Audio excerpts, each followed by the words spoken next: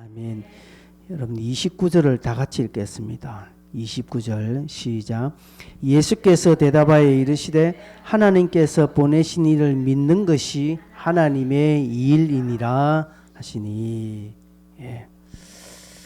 자, 29절 이 내용이 오늘 본문의 핵심이고 또 전하고자 하는 또 핵심입니다. 지금 요한복음 6장을 계속 보고 있는데 6장 내용이 길지요. 71절까지 있습니다. 요한복음 6장은 앞에 있는 5장에 나와 있는 초반에 나와 있는 6장 초반에 나와 있는 이 오병이의 표적을 전제로 하는 내용들입니다.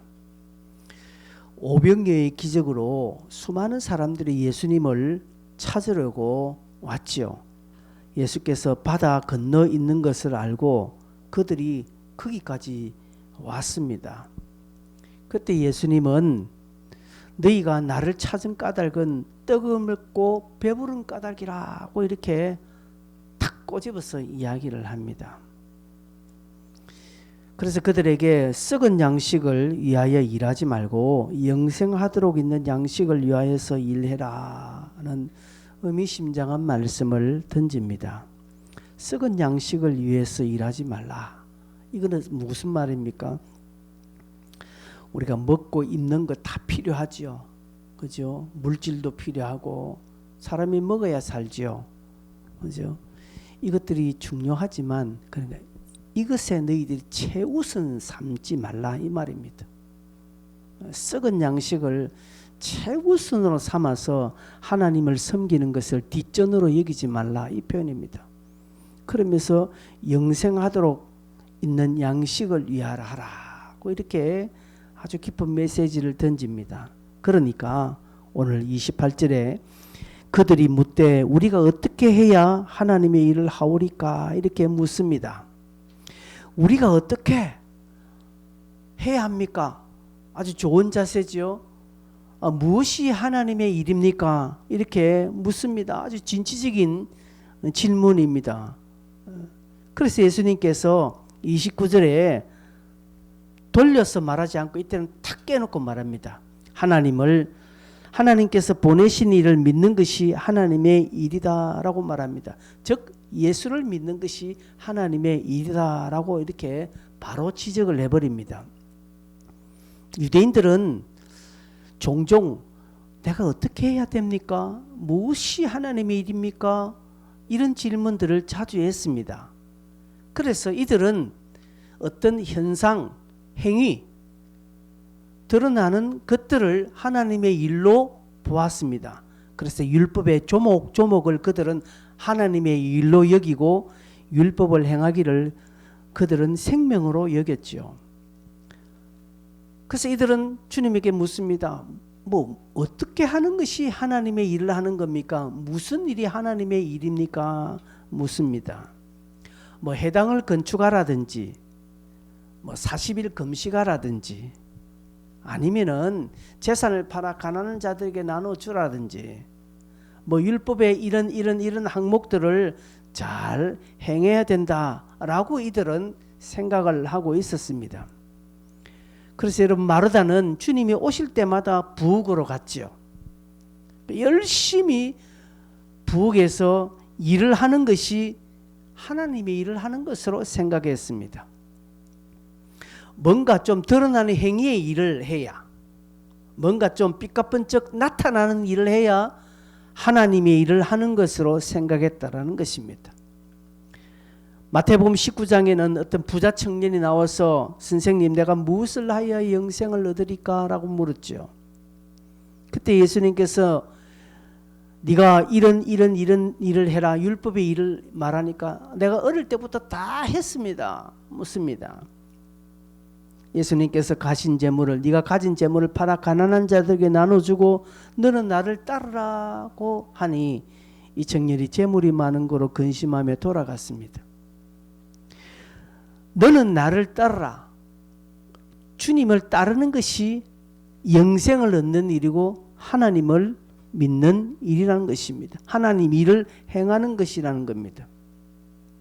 예수님이 하나님의 아들이심을 믿고 따라가는 것이 그것이 하나님의 일입니다. 사도행전 16장 빌립보 감옥의 간수가 바울 앞에 무릎 꿇고 선생이여 내가 무엇을 해야 구원을 얻을 수 있겠나이까? 라고 물을 때에 바울은 이렇게 말합니다. 주 예수를 믿으라 그리하면 너와 내 집이 구원을 얻으리라고 했습니다. 구원은 믿어야 얻을 수 있는 것이고 그 믿는 길이 하나님의 일을 하는 것이라는 겁니다. 그래서 오늘 본문에 하나님께서 보내신 일을 믿는 것이 하나님의 일이니라고 말합니다. 왜 이렇습니까? 주님께서 왜 이렇게 이 부분에서는 딱 깨놓고 바로 직설적으로 말하고 있습니까? 주님은 보셨죠? 주님은 이스라엘이 멸망할 것을 아십니다. 이 이스라엘이 하나님의 진노를 피할 수 있는 유일한 길은 하나님을 믿는 길이라는 것입니다. 하나님을 믿는 것이라는 것입니다. 요나가 니느웨에 가서 복음을 확 전할 때에 이 니느웨 백성들이 하나님의 진노를 피할 수 있는 유일한 길은 하나님을 믿는 것이라는 겁니다. 여러분 이것은 우리도 마찬가지입니다. 하나님의 일은 예수를 진짜 믿는 것입니다. 이렇게 말하면 다 믿는다고 합니다. 여러분 예수 믿습니까? 예, 지금 다 믿는다고 합니다. 과연요? 예수님께서 오늘 이 자리에 오셔서 설교할 때 너희들이 나를 믿구나 이렇게 질문하시겠습니까? 아니면은 하나님의 보내신 일을 바로 믿으라고 말씀하시겠습니까? 여러분 과연 우리가 믿는다라고 이야기를 하지만 우리의 삶으로 내 믿음을 그렇게 자신 있게 증명할 수 있습니까? 정말 믿음으로 여러분 기도 생활하시고 믿음으로 예배 생활하고 신앙 생활하고 믿음으로 헌금 생활하며 믿음으로 영혼을 구원하는 삶을 사십니까? 그 삶으로 진짜 내가 예수를 믿는다는 것을 진짜 여러분 증명할 수 있습니까? 저도 자신 없죠. 여러분 자신이 있습니까? 자신 없죠. 우리는 얼마나 내 감정대로 신앙생활 합니까? 형편되면 하고 형편되면 안 하고 시간 되면 하고 시간 안 되면 안 되고 게을러서 못 하고 기분 나빠서 안 하고 내 마음 상처받아서 안 하고 내 마음대로 신앙생활이요. 여러분 진짜 우리가 예수를 배로 믿느냐? 아니에요. 예수 믿는 척은 하지요. 그러나 예수를 믿는 그 일련의 과정들은 전부 다 내 마음대로입니다. 여러분 안 그렇습니까? 여러분 신앙생활 여러분 마음대로 하지 않습니까? 목사가 가르쳐 주는데 여러분 신앙생활 제대로 하십니까? 아닐걸요? 성경이 제시하는 바대로 우리가 신앙생활을 하고 있습니까? 아닐걸요? 뭐 저는 어디 다릅니까? 저도 똑같습니다. 여러분보다 못하면 못했지 잘하지는 않습니다. 하나님을 믿는 것이 즉 하나님을 보내신 일을 믿는 것이 하나님의 일이다. 진짜 예수를 제대로 믿는 것이 하나님의 일이라는 것입니다. 여러분 뭐 설거지, 교회 청소 뭐 이런 거 뭐 정리 안 해도 돼요. 그거 안 한다고 해서 뭐 하나님 나라가 망하는 것 아닙니다. 여러분 우리 코로나 때 주일날 밥 먹었습니까? 안 먹었잖아요. 뭐 그렇다고 했으면 교회가 뭐 어려워졌습니까? 오히려 더 좋아했죠. 밥 안 하니까. 진짜 우리가 하나님의 일을 한다는 것은 예수를 제대로 믿는 것입니다. 진짜 제대로 믿는 겁니다. 그렇죠? 종종 김기태 선교사님과 좀 전화하면 일본의 교인들이 적지요. 뭐 일본의 교회들은 많이 모임이 10명이에요. 10명. 30명, 40명 모이는 교회는 대형 교회입니다. 일본에서는. 왜 그렇게 안 되냐? 일본의 민족성 플러스 일본의 성도들은 예수 믿으면 확 바뀌는 겁니다. 그래서 지난번에 예수 믿은 지 17년 만에 세례받은 자가 나왔다. 예수를 믿었는데 17년 만에 세례를 믿는데 그분이 뭐 예수 믿는 게 뭐 디디했느냐? 아니에요. 잘 믿었는데 세례받으면 자기의 삶을 바칩니다. 세례받으면 딱 뒤집니다. 근데 우리는 세례받아도 지랄같이 살아요. 세례받아도 예수 안 믿고요. 그리고 세례받았다는 게 자랑만 합니다. 여러분, 저나 여러분 우리 세례받았잖아요. 근데 손바닥 딱 디비졌습니까? 세례 안 받을 때나 똑같지 않습니까? 사실 하나님의 일을 안 한다라는 증거입니다. 왜 예수님께서 이 유대인들에게, 이 제자들에게 하나님이 보내신 일을 믿는 것이 하나님의 일이다라고 이야기하셨을까요? 그래야 살기 때문에 그렇습니다. 인생이 진짜로 삶을 영위할 수 있는 것은 하나님을 바로 믿을 때, 예수를 바로 믿을 때, 그래서 요한복음의 기록의 목적대로 생명이 풍성하게 되어진다라는 것이죠. 여러분, 우리는 한번 생각해보면 나는 진짜 과연 잘 믿고 있는가? 혹여 믿는 척하고 있는가 아닌가? 아니면 믿어주는 것이 아닌가?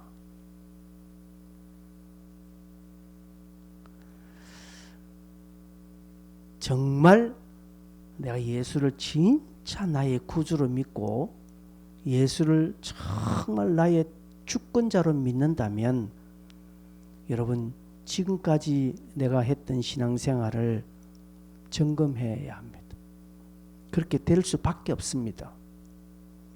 그런데도 똑같이 내가 앞으로 또 살아간다면 나는 제대로 믿는 것이 아니다라고 여러분 스스로 그렇게 판단하시면 됩니다.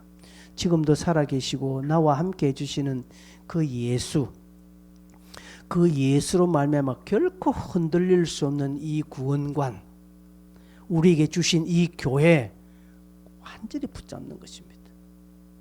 그래서 흔들림 없이 살아갈 때 하나님의 일을 하는 자로 하나님이 칭찬해 주시고 그걸 의롭게 여겨 주시는 것입니다. 창세기 15장 6절에 보면 아브라함이 여호와를 믿으니 여호와께서 그를 의로 이를 그의 의로 여기시다라고 말합니다. 창세기 12장에 아브라함을 부르셨거든요. 12장, 13장, 14장, 이 15장 저 5절 앞까지 아브라함은 수많은 일을 하고 하나님을 믿었습니다. 그럴 때 하나님은 이런 말씀을 하지 않았습니다.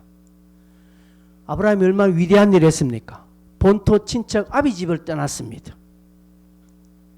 그죠? 롯을 구하였고 하나님 보시기에 합당한 일을 했죠.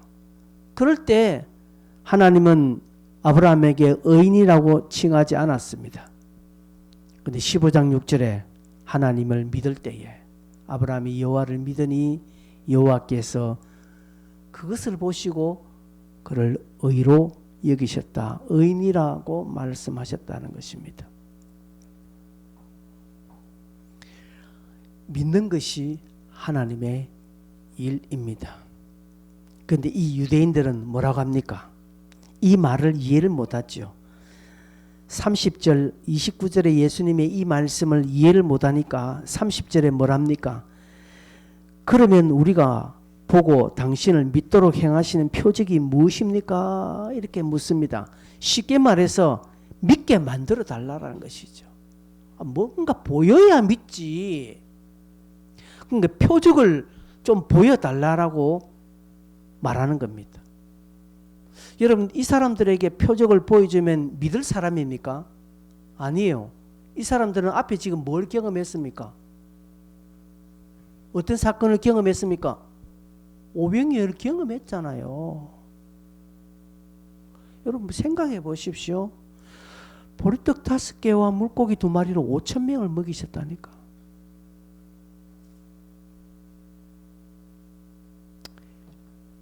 혜리는 폰을 좀 넣지.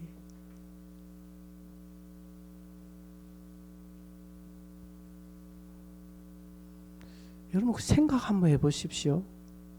보리떡 5개와 물고기 2마리, 이거는 주일학교 아이들이 먹는 점심에 불과합니다. 어른 한 사람 먹기에는 부족한 양이겠죠. 아이들이 먹을 만한 거니까. 근데 그것으로 5,000명 먹였다. 남자들만 5,000명 먹였다는 것이죠. 최소한 한 10,000명 이상은 먹었다 이 말입니다. 그걸 가지고. 이 표적을 보았지 않습니까? 그런데 더 큰 걸 보여달라는 것이죠. 그러면 믿겠다라는 것입니다. 이 말은요, 안 믿는다 이 말입니다. 나는 안 믿을 테니까 네가 나를 굽어 삶든지 해서 나를 믿도록 한번 만들어 봐라, 이 표현입니다. 고린도전서 1장 22절 사도 바울이 유대인들은 표적을 구하고 헬라인은 지혜를 구한다라고 말합니다. 여러분, 예수를 믿으면 천국 가지요? 너무나 단순한 진리입니다. 근데 헬라인들은 저 표현을 말도 되지 않은 소리로 합니다. 예수 믿으면 천국 간다? 여러분, 지금도 저런 말 하면요, 안 믿는 사람들은 말도 되지 않은 소리를 한다고. 뭔가 돈을 엄청나게 주라든지 40일 금식을 한다든지 저게 설악산을 한 10번 정도 오르락내락 하면 구원을 받는다, 이런 좀 드러나는 행위의 어떤 차원이 있으면 믿을 건데, 그냥 믿으면 천국 간다? 이 너무 단순하고 무식한 말같이 보입니다. 헬라인들은 그렇게 생각하고 유대인들은요, 표적을 보여달라는 것이죠. 표적. 한번 나를 믿도록 랑신이 안 만들어봐라 이 말입니다. 왜냐하니까 예수를 자기들이 죽였으니까 유대인들은 꺼리는 것입니다. 이런 것들. 그러나 우리는 여러분, 저 표현들이 예수 믿으면 구원받는다는 이 표현을 우리는 확실히 믿지 않습니까? 그 믿는 자에게는 이건 진리지만 믿지 않는 자, 즉 안 믿으려고 하는 자에게는 아무것도 행하지 않는 것입니다. 전도를 하다 보면 그런 사람이 있습니다. 하나님 내 눈에 안 보여주면 내가 믿겠다라고 합니다. 이것은 두 가지입니다. 네가 내한테 하나님 보여줄 수 있나? 하나님이 네 같은 존재가 하나님을 내한테 보여줄 수 있나? 이렇게 말하는 거거든요. 이것은 하나님이 네가 보여준다고 해서 보여주실 분이 아니라 믿는 겁니다. 그걸. 그리고 나는 안 믿는다, 두 가지입니다. 유대인이 지금 그렇게 말합니다. 그러면서 31절에 하늘에서 그들에게 떡을 주어 먹게 하였다 함과 같이 우리 조상들은 광야에서 만나를 먹었나이다. 유대인들은 성경을 언급하면서 기록된 바 하늘에서 떡을 주어 먹기, 이 만나 이야기죠. 우리 조상들 광야에서 만나를 먹었습니다. 지금 이 표현은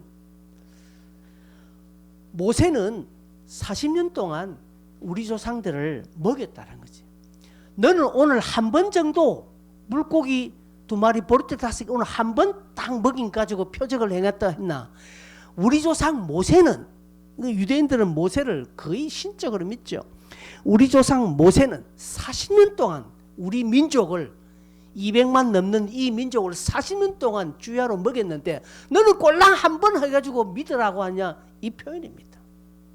굉장히 예수를 무시하는 거죠. 그러니까 한마디로 믿을 마음이 있다 없다? 없다라는 것입니다. 그래서 예수님께서 32절에 내가 진실로 진실로 너희에게 이르노니 모세가 너희에게 하늘로부터 준 떡을 준 것이 아니라 내 아버지께서 너희에게 하늘로부터 참떡을 주셨다. 예수님은 교정합니다. 모세가 준 것이 아니라 그것은 아버지께서 주신 것이다. 그리고 지금도 이 500여의 기적을 마치 너희들은 내가 한 것으로 생각하는데 그건 하나님께서 행하신 것이다. 앞으로도 너희에게 하늘의 신령한 참떡을 주시는 분은 하나님밖에 없다라고 말씀하는 것입니다. 여러분, 오늘 또한 마찬가지입니다. 여러분, 우리에게 생명을 주시고 우리에게 은혜를 주시고 우리를 살게 하시는 분은 하나님밖에 없습니다. 사람이 아닙니다. 세상이 아닙니다. 여러분 뭐 옆에 나에게 큰 도움을 준 누가 있었기 때문에 그거 아니라는 것입니다.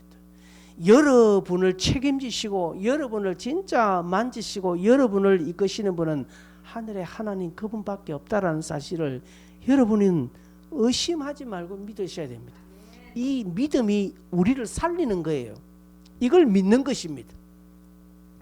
그것이 하나님의 일을 하는 것이라는 것입니다.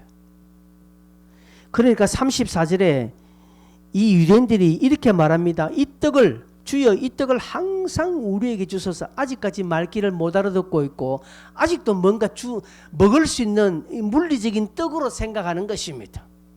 이 떡을 항상 우리에게 주어서 먹게 해달라라고 말합니다. 지금 예수님의 말씀을 이들은 이해하지 못하죠. 그래서 예수님께서 35절에 이렇게 풀어 설명합니다. 나는 생명의 떡이니 내게 오는 자는 결코 줄이지 아니할 것이다 라고 말합니다. 여기 두 번째로 하나님의 일은 하나님께로 오는 것을 말합니다. 주님께로 나오는 것을 말씀합니다. 하늘에서 온 떡은 나이니 내가 곧 생명의 떡이다. 내게로 오는 자는 줄이지 아니하고 나를 믿는 자는 영원히 목마르지 아니하리라고 말합니다. 내게 오는 자가 나를 믿는 자입니다. 같은 말입니다. 내게 오는 자, 나를 믿는 자는 같은 말입니다. 이들은 줄이지도 않고 목마르지도 아니할 것이다 라는 것입니다. 이것이 하나님의 일입니다. 오늘 설교의 핵심은 이겁니다. 하나님의 일이 무엇입니까? 하나님을 예수를 믿는 것입니다. 하나님의 일이 무엇입니까? 예수께 나오는 자입니다. 예수께 나오는 자. 무엇 때문에 나올까요? 배고프니까 나오고 줄이기 때문에 나오고 목마르기 때문에 나옵니다. 여기에 배고프다, 목마르다는 것은 물리적으로 우리가 배가 고파서 물리적으로 목말라서 주님 앞에 나온다는 것이 아니죠. 영적인 목마름을 말합니다. 영적인 목마름. 여러분 인간은요, 사람은요 영혼에 대한 사모함이 있습니다. 영혼에 대한 목마름, 배고픔이 있습니다. 그래서 철학이 발전했고요. 그래서 종교가 생긴 것입니다. 인류는 처음부터 내가 죽으면 끝인가? 죽음 다음에 무엇이 있지 않나? 인생이 무엇인가 질문을 했습니다. 영원한 세상이 있나 없나? 나는 앞으로 어떻게 될 것이지? 이런 영혼에 대해서 인생은 늘 질문했습니다. 고대 철학자들 질문했습니다. 이건 성경에 기록하고 있습니다. 전도서 3장 11절에 보면 하나님께서 인간들에게 영혼을 사모하는 마음을 주셨느니라고 말합니다. 하나님이 모든 것을 지으시고 때를 따라 아름답게 하셨고 또 사람들에게는 영혼을 사모하는 마음을 주셨다라고 했습니다. 하나님이 그렇게 신겨놨다라는 것이죠. 이것은 하나님을 더듬어 발견하고 알 수 있도록 하나님이 인간을 그렇게 만들어놨다는 것이죠. 그래서 인간은 본성적으로 하나님을 찾도록 만들어놨다는 것이죠. 그런데 이 본성을 누가 깨뜨렸습니까? 사단이 깨뜨려놨다는 것이죠. 하나님 찾지 못하도록. 그래서요, 인생은요, 예수를 믿든 안 믿든 내 인생은 어떻게 될 것인가? 난 죽음이 끝인가? 죽음 뒤에 뭐지?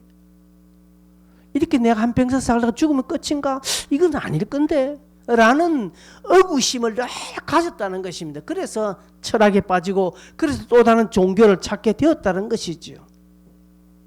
지옥이 있나 천국이 있나? 그러면 어떻게 하면 천국 가지? 이런 목마름, 이런 사모함이 있었다라는 것이죠. 있다라는 것이죠. 그런 자는 하나님께로 나오게 되어 있다는 것이죠. 여러분 신기하죠? 누가 전하지 않았는데도 하나님을 찾는 자들이 있습니다. 저도 그렇습니다. 여러분 제가 본격적으로 교회를 나간 것은 중학교 1학년 때 3월 달부터입니다. 그 전에도 교회를 다녔죠. 그런데 누가 지금껏 제가 생각하면 누가 나에게 전도한 건 별로 없었어요. 기억해보면 나를 막 교회 가자고 막 끄집어 당기거나 네 예수 믿어야 된다고 한 사람은 없었습니다. 그냥 그냥 제가 초등학교 2학년 때부터 그다음 초등학교 6학년 그냥 그렇게 여름 성경학교 지나가면서 그게 궁금하고 가고 싶더라고요. 물론 그때는 뭐 교회 가면 뭐 밥도 주고 연필도 주고 막 그런 게 있었으니까 그럴 줄은 몰라도 그래요. 중학교 1학년 때는요. 이제 내가 본격적으로 내가 교회를 가면 누가 좀 내 데려갈 사람이 없나 이 생각했거든요. 그래서 내 옆에 있는 친구가 교회 나가, 네 교회 나가나? 그럼 주일날 내 좀 데려갈래? 제가 제 입으로 그랬습니다. 누가 저한테 전해준 거 없어요. 하나님이 하시는 것입니다. 하나님은 영생을 주시로 작정한 자를 그렇게 그 마음을 움직이는 것입니다. 그래서 제가 중학교 1학년 때 교회 나가고요. 그때부터 수요 예배도 나갔습니다. 교회에서 치는 차인벨 종소리 있지 않습니까? 온 동네 들리더라고요. 그때 그 소리가 너무 좋았고요. 그래서 학생인데도 수요 예배도 안 빠지고요. 주일날 새벽 기도는 막 반드시 가고 그렇게 교회당 종소리가 너무 듣기 좋았다는 것이 이걸 누가 했습니까? 하나님이 하신 것이지. 예, 그렇습니다. 하나님이 그렇게 하시는 것입니다. 이 영혼의 목마름이 있다는 것이 그 어린 나이에게 저에게도 그렇게 있었습니다. 그래서 예수를 믿으면 그게 해결이 되는 거예요. 주님 앞에 나오면 해결된다는 것이. 그래서 제가 주님께로 나갔잖아요. 제 발로 주님 앞으로 나갔잖아요. 물론 친구의 도움으로 나갔습니다. 그게 단 줄 알았습니다. 그때부터요. 제가 고등학교 졸업할 때 정말 교회당 빠진 것은 한 번, 두 번 정도죠. 안 빠졌습니다. 그래서 중등부 회장도 하고요. 고등부 때는 부회장 하고요. 고등학교 1학년 때는 꼬맹이 찬양대 성가대 지휘도 하고요. 열심히 했습니다. 그렇게 믿으니까 해결된다는 것이죠. 36절에 예수님께서 이렇게 말합니다. 너희는 나를 보고도 믿지 아니한도다. 내게 오고 믿으면 이러한 목마름, 갈증, 배고픔이 해결되는데도 너희들은 안 믿는다. 안 믿고 더 큰 표적을 보여달라라고 말한다. 예수님께서 그렇게 말씀합니다. 오병이어의 기적을 봐도 특별히 제자들은 바다 위를 걸어가시는 주님을 보았음에도 불구하고 그들은 안 믿는다. 유대인들은 안 믿었다는 것이죠. 오늘날요 많은 불신자들을 저들이 기적을 못 봤을까요? 살면서 신기한 것을 경험하지 못했을까요? 경험했습니다. 그럼에도 불구하고 믿지 않습니다. 너희들은 이 표적을 보고 능력을 봐도 믿지 않는다. 그런데 더 큰 표적을 보여준다고 해서 너희들은 믿을 것인가? 안 믿는다. 이 말씀입니다. 여러분 구약의 성도들은요 예수를 보지 못했습니다. 큰 기적을 경험하지 못했습니다. 그런데도 믿었습니다. 예수님 하나님께서 노아에게 노아야 방주를 지어라 하고 했습니다. 산 꼭대기에서 방주 지어라 했습니다. 여러분 같으면 믿겠습니까? 바닷가 저 해안가에서 방주를 지으라면 그건 또 일리가 있어요. 노아가 몇 년 동안 방주 지었습니까? 120년. 여러분 생각해 보십시오. 12년도 아닙니다. 12년도 미친 짓이에요. 배를 12년 짓는다고요. 도대체 얼마나 크게 지으려고 120년 지었다는 것입니다. 120년간 지었을 때 주변 사람들의 노아를 질시하고 저 인간 저거 미쳤다 하나님 믿음으로 완전 돌았다 저거 안 하겠습니까?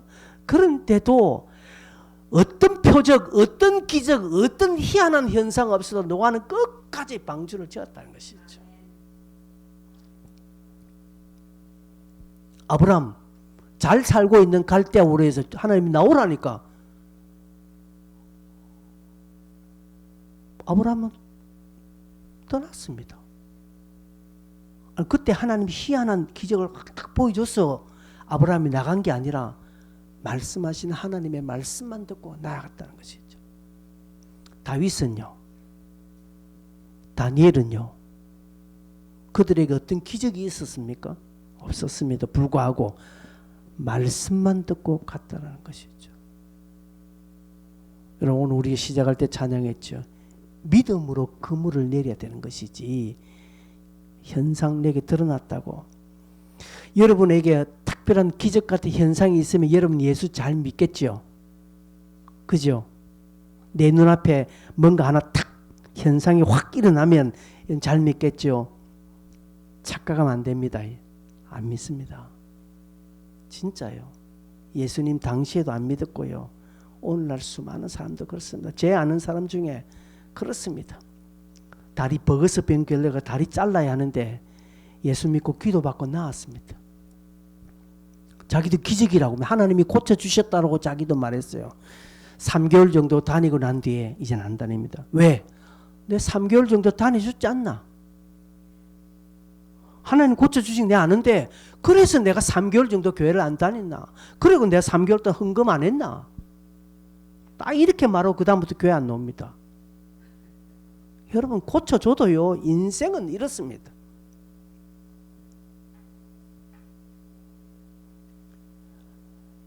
여러분, 말씀이 임할 때 믿는 사람이요, 기적이 일어나면 더 잘 믿어요. 내게 조그만 은혜, 손바닥만한 은혜, 그 은혜를 보고 믿고 감사하고 따라가면요, 폭풍이 일어나는 기적을 경험한다는 사실입니다. 근데 지금 내 앞에 있는 이 조그만 은혜, 이거 시덥지 않게 생각하고 뭐 이 정도 이렇게 생각하면요, 더 큰 거 보여줘도 안 믿어요. 예수님께서 너희들은 왜 이렇게 안 믿느냐 하는 것입니다. 그 안 믿는 이유를 예수님께서 설명해 주십니다. 37절에 아버지께서 내게 주시는 자는 다 내게로 올 것이요 내게 오는 자는 내가 결코 내쫓지 아니하리라. 왜 안 믿느냐? 왜 안 믿느냐? 결론은 뭡니까? 그 마음이 없기 때문에 그렇고 하나님께서 작정한 자가 아니라는 것이죠. 바울이 비시디아 안독에서 설교할 때에 저기 사도행전 13장 48절에 보면 이방인들이 듣고 기뻐하여 하나님의 말씀을 찬송하며 영생을 주시기로 작정된 자는 다 믿더라고 말합니다. 영생을 주시기로 작정한 자, 하나님께서 딱 그 마음을 움직인 자는 다 믿습니다. 과거에 저처럼 누가 저에게 전도 안 해도 그 하나님이 저를 그렇게 하시니까 내 발로 교회를 가려고 한 거잖아요. 그렇습니다. 요한복음 6장 44절, 여러분 지금 6장 보고 있죠? 저 44장 한번 보십시오. 나를 보내신 아버지께서 이끌지 아니하시면 아무도 내게 올 수 없다라고 말합니다. 즉 하나님께서 그를 믿는 마음을 주셔야 되고 하나님께서 이끌어 주셔야 되지, 제 아무리 뭐 한다고 해서 안 된다 이것입니다. 여러분, 제자들 베드로가 예수님의 표적을 보고 따라한 거 아닙니다. 예수님께서 일으키신 희한한 기적을 보고 제자들이 예수를 따라간 거 아니라는 사실입니다. 베드로가 위대한 신앙 고백을 한 것은 뭔가 베드로에게 큰 하나님이 뭔가 보여주셨기 때문에 베드로가 신앙 고백을 했습니까? 아닙니다. 부족하지만 제자들은 예수님의 말씀을 듣고 따라갔습니다. 예수님의 그 말씀 앞에 배를 버리고 그물을 버리고 부모를 버리고 그들은 주님을 따라갔다는 것이죠. 하나님께서 이끄셨기 때문에 가능한 일이고 하나님께는 나왔기 때문에 그들은 영생을 얻었고 그들은 하나님의 일을 한 사람이고 또 다른 큰 주님의 부탁까지 명령받은 자들이 되었다는 사실입니다. 여러분은 예수를 보고 예수의 설교를 듣고 예수의 기적을 봐도 못 믿는 자들이 있습니다. 왜요? 하나님께서 그렇게 이끌지 않았기 때문에, 영생을 주시기로 작정한 자가 아니기 때문에 그렇다라는 것이죠. 이들은 오히려 사단이 그 마음을 딱 쥐고 있기 때문에 혹여 그들이 교회에 나와도 듣지 못합니다. 사단이 그 심령을 딱 잡은 자는 교회에 여기 나와도 말씀 절대로 안 들립니다. 안 들리고 그냥 교회 행사는 좋아하지만 결국은 교회 안 다니고 조금 다니다가 나중에는 다 떨어져 나가는 것입니다. 그리고 지금도 교회 안 다녀요. 여러분 우리 그렇지 않습니까? 교회 잠시 나왔다가 교회 탁 떨어져 나가 지금 교회 안 다니는 사람 많습니다. 주변에. 그런 자가 있습니다. 왜? 이유가 뭘까요? 영생을 주시기로 작정한 자 아니기 때문에 그렇다라고 말할 수 있습니다. 물론 끝까지 또 다음에 또 어떻게 될지는 모릅니다. 언젠가 그들이 돌아올 수 있겠으나 그러나 지금 나타난 현상으로는 그렇게 말할 수밖에 없다라는 것이죠. 그래서 영생을 주시기로 작정한 자들이 주님 앞에 나올 때에 하나님은 책임져 주신다는 것이죠. 37절 내게 오는 자는 내가 결코 내쫓지 아니하리라고 말합니다. 즉 책임을 져 주겠다라는 것이죠. 안 오는 자는 책임지지 않습니다.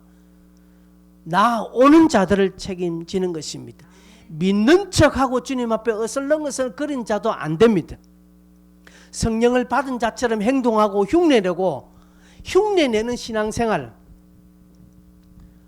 적절하게 그가 어떻게 땅의 것은 받을 수는 있을는지 몰라도 하나님의 완벽한 책임을 받지는 못한다는 사실입니다. 그러기에 여러분 절박함으로 주님을 믿어야 됩니다. 절박함으로 정말 목마름으로 주님께 나와야 되고 목마름으로 주님을 찾아야 합니다. 여러분 오늘 그렇게 나오셨습니까? 오늘 주일 그렇게 오셨습니까? 아니면 그 습관적으로 오셨습니까? 갈까 말까 고민하다가 오셨습니까? 간들 뭐 하겠노? 뭐 그런 마음으로 오셨겠습니까? 그렇진 않겠죠. 그럼 앞으로 우리가 이렇게 서야 됩니다. 앞으로 그렇게 서야 됩니다. 정말 주님 앞에 나오는 일, 간절하게 나오는 일, 생명같이 붙잡고 하는 이것 중요합니다. 여러분 그렇게 해서 새벽기도 나오는 자 그런 자들이에요. 왜? 안 하면 안 되기 때문에. 예수 믿는 것 이렇게 하면 안 되겠다라는 것입니다. 그래서 새벽기도 나오는 사람들입니다. 그래서 성경 읽습니다. 시간 되면 읽고 생명같이 성경 읽는 거 여러분 붙잡으십시오. 성경 독특 일찍 했지만 뭐 며칠 하죠 읽고 안 읽고 그러지 마세요. 여러분 하루 24시간 중에 그 성경 읽는 1시간 그걸 진짜 못합니까? 도대체 여러분은 어떤 일을 하시기 때문에 물론 저보다 다 바쁘기 때문에 목사님 저는 뭐 시간이 있으니까 그래 할 수 있는지 몰라도 여러분의 시간을 존중합니다만은 정말 그렇게 안 돼? 안 됩니까 정말? 안 되나? 해리 안 되나 너희들? 왜 안 될까요? 마음이 없기 때문입니다. 결국 그 마음입니다. 여러분 마음이 있으면요 다른 것 다 해요. 마음이 있으면요 뭐 해집고 들어가요. 그게 뭔가 하겠다는 간절한 마음이 있으면 그렇게 안 돼도 억지로 합니다. 근데 마음이 없으니까요 가볍게 여기는 것입니다.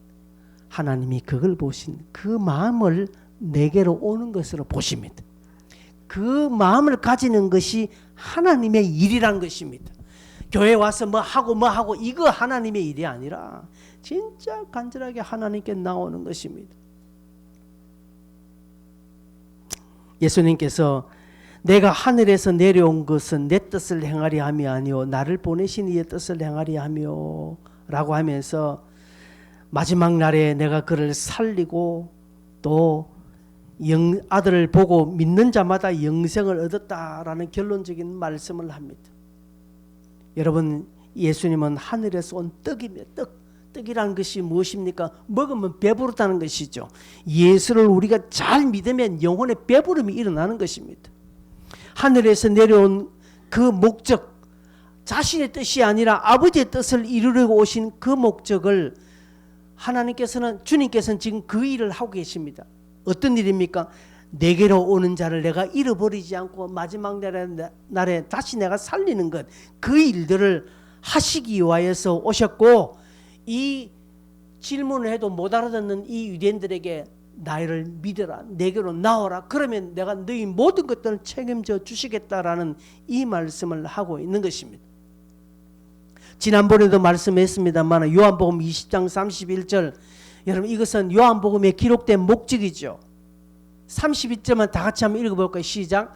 오직 이것을 기록하면 너희로 예수께서 하나님의 아들 그리스도이심을 믿게 하려 하며 또 너희로 믿고 그 이름을 힘입어 생명을 얻게 하려 함이라. 여러분 두 가지 있죠. 예수님께서 이 땅에 오신 것은 하나님의 아들 그리스도를 믿게 하려고 또 믿고 그 이름을 힘입어 생명을 얻게 한다는 것이죠. 생명을 얻게 한다는 것이 무엇입니까? 여러분 꼬맹이들 보십시오. 가만히 있지 않습니다. 여러분 5살, 6살, 7살 애들 한번 보십시오.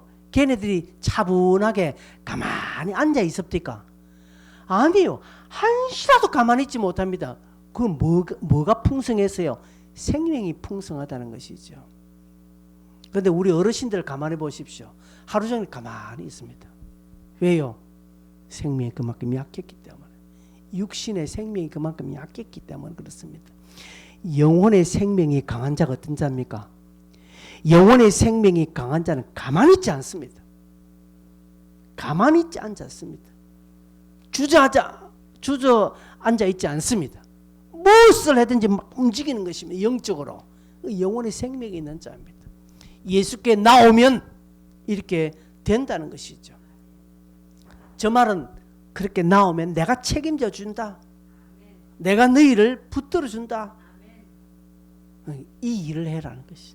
이 일, 이게 하나님의 일이다.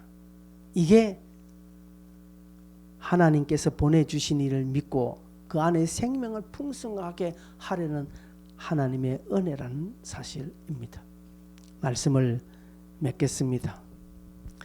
오늘 설교는 간단해요. 그냥 간단하게 예수를 잘 믿으라. 예수께 나오는 것이 하나님이래. 두 가지 간단하게 이야기하면 여러분도 참 편하고 좋겠는데 여러분 이 말씀 속에 담겨져 있는 그 예수님의 그 절규 하나님의 간절한 마음을 좀 여러분에게 증거했습니다. 여러분 다시 한번 점검해 봅시다. 우리는 하나님의 은혜로 예수를 믿게 된 자요 또 주님께 나왔습니다. 근데 완성되었다고 착각하지 마십시오. 이제 구원은 천국은 따놓은 당상이라고 여러분 허세버리거나 교만해하지 마십시오. 나도 얼마든지 넘어질 수 있다라는 사실을 여러분 기억하고 겸손히 주님 앞에 날마다 나오십시오. 간절하게 나오십시오. 간절하게. 오늘 예배도 마찬가지입니다. 여러분의 목장 모임도 마찬가지입니다. 여러분 헌신하는 것이 다릅니다. 간절함으로.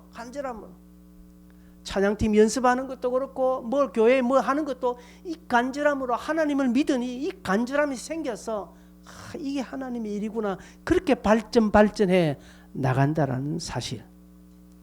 이런 자들 주님께서 책임져 주시고 내가 가만히 버려두지 않겠다. 하나도 잃어버리지 않겠다. 그리고 마지막 날에 내가 다시 살리리라 약속을 합니다. 성도 여러분 이 말씀 앞에 반응을 하십시오. 이 말씀이 여러분에게 주시는 또 다른 기도 제목이 되시기를 바랍니다. 함께 기도하겠습니다. 여러분 말씀을 기억하시면서 한번 기도할까요? 여러분의 믿음을 구하십시오. 하나님 내가 정말 제대로 믿게 해달라고. 하나님 정말 내가 제대로 믿게 해달라고. 하나님 내 믿음을 내 삶으로 증명해 나가는 그런 자 되게 해달라고. 주님께 간절함으로 나오게 해달라고. 여러분 간절하게. 여러분 성경 읽게 하는 거 생명같이 한번 여겨보십시오. 교회당 여러분 새벽기도 수요예배 등등 이거 마음을 가지십시오. 마음이 없으니까 안 되는 거예요. 여러분 마음이 있으면 뭐든지 합니다. 마음이 있으면 돈도 써요. 근데 마음 없으면 돈도 안 써요. 아무것도 안 해요. 여러분 두 가지 구하십시오. 예수 믿게 해달라. 그리고 주님께 간절하게 나오게 해달라. 이 두 가지 주여 한번 힘차게 부르고 기도하겠습니다. 주여